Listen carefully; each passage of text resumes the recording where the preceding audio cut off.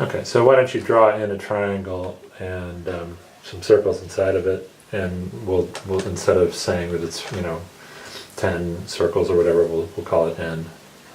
All right. Should just like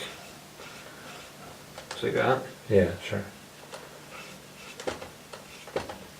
And just a lot of circles. Okay. A lot of dot dot dots. All right. So, well, we know that. So to calculate the side, you need to look at just this end circle here, and then this is r. So this is r root 3. Okay. And then there's going to be an r root 3 on the other side. Yeah. And then there's going to be n r's. So it's going to be 2r root 3. And then just going across. So there's going to be 2 per circle. And then 1 for each of the end circles. Okay. And there's n on the bottom. All right. So that's 2n minus 2. Okay. So 2r root 3 plus 2n minus 2 Times r. whole thing times r. Okay, so that's how, and what does that have to equal? And then this equals 1. Okay. So reduce some of this. Okay. So we know that 2r root 3 plus 2n minus 2 times r equals 1. Okay. So, I guess r times 2 root 3 plus 2n minus 2 equals 1. Okay. So r equals 1 over 2 root 3 plus 2n minus 2. Okay, nice. Not really any super simple way to simplify that, but can you see one way to simplify this just to write it a little bit nicer? So you can write it as 1 over 2 times root 3 minus 1 plus n. Yeah, that's fine. Okay. And then we know the total area of these circles is going to be this 1 over 2 times root 3 minus 1 plus n squared times pi, and then there's going to be n times n plus 1 over 2 of them. Okay, very good. Very good. So what can we do to simplify this expression? This is going to get very complicated, so I don't want to multiply too much out, but there are a few constants we can take out of this. So there's a 2. Or there's going to be a 2 out of this, but this is going to square. Okay.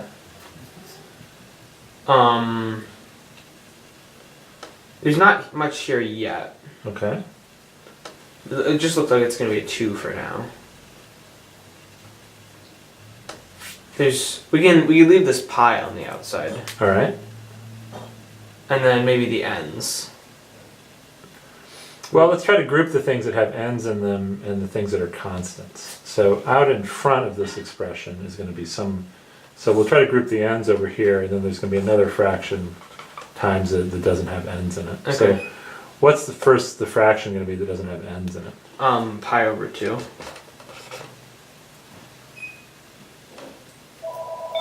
You can do a little better than that. I mean, you can't really take this root 3 out of it. No, you can't. But you can't. There's a 4 here, but there's not a 4 there. No, but they're both on the bottom. So 8. Okay, so that's a pi over 8.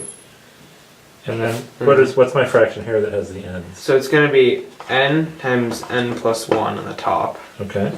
And then over root 3 minus 1 plus n squared. Okay. Very nice.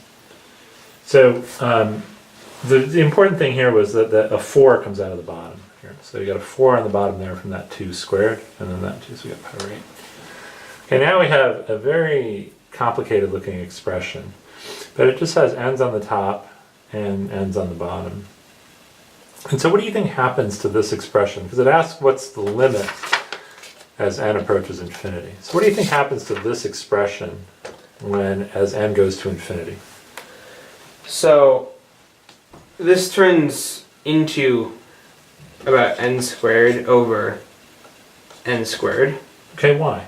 Because this 1 isn't really going to matter. All right. Because n gets really big. And this is just 0.7. So all this isn't going to matter. Okay. Just so n times n over n squared. All right. Which is just 1. Which is just 1. So the limit of all those circles as n goes to infinity is? Pi over 8. Pi over 8. Now we thought it was going to be about 0.425. So let me just do quickly. I thought I had my phone in front of me, but I don't. So I'll just do it on mathematic. N pi divided by 8, which is about, it's about 0.4. That's 0.3927. And then, what was our other expression? Root 3 over 4? Times pi. No, for the area of the triangle. Root 3 over 4. 0.433.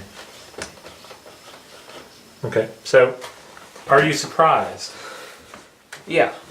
Okay, why? Because I would have thought that as the radius got smaller and smaller, it would get infinitely smaller and it would just be points. Mm-hmm. And you could just layer the points on the triangle so that it would just cover everything up. Wow, yeah. But there seem to be some gaps. It almost covered everything up. Mm-hmm. Well, I say that. Do you believe we found the right answer? Yeah. I don't think we made any mistakes here. Okay.